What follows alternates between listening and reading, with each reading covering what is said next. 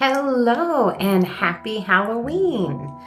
Because we all love the spooky season, I wanted to give you guys a breakdown of how did Halloween come about? How did we get all of these traditions, trick or treating, carving pumpkins that we do today?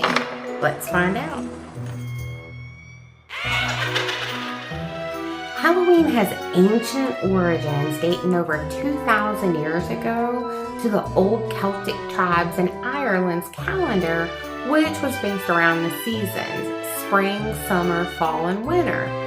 Samhain was the beginning of what was considered the dark half of the year, the start of harvest season, and also a time when the spirits and the living could commingle due to the barrier between the physical and spiritual world being breachable during Samhain. In celebration, bonfires on the night of October 31st were blazed, food and drinks were offered, and sometimes people dressed in costume to impersonate the dead and receive the offerings on the descendants' behalf.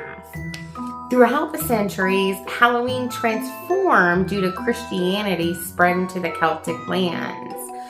With the church came All Saints' Day on November 1st, and then later All Souls' Day on November 2nd, both to honor the departed. Now, Christians came with souling, which was a practice Christians instilled on their children, going door to door on All Saints' Day, with a promise to pray for your dearly departed to be released from purgatory and led into heaven in exchange for a treat.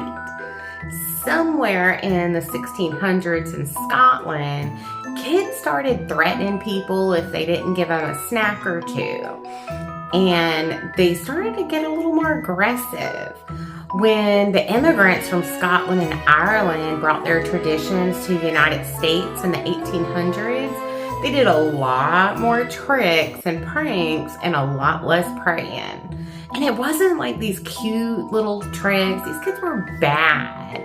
They would light cabbage stalks on fire, shove them in the keyholes to smoke up the house, open the livestock gates, tip over outhouses, disassemble wagons, and then reassemble them on the roof. That's pretty funny, but still, they were pretty devious pranks. It ended up escalating to just straight violence and vandalism. In Tucson, Arizona in 1907, these kids put a rope across the sidewalk and ended up being shot dead by one of the victims of the prank. And the violence had gotten so bad that following the Great Depression, cities just wanted to ban Halloween altogether.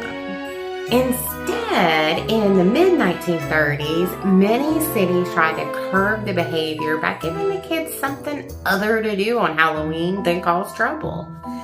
Civic, religious leaders, community leaders came together and hosted parties, carnivals, costume parades on Halloween.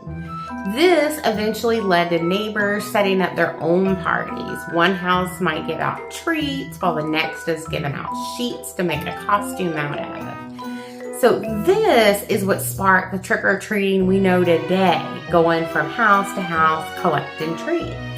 Now, the All Saints' Day celebration was also called All Hallows, and the night before it, All Hallows Eve, which was October 31st. Eventually, all three holidays merged into one, Halloween, and though the Catholic Church still recognizes All Saints and All Souls' Day today. That is the story of Halloween.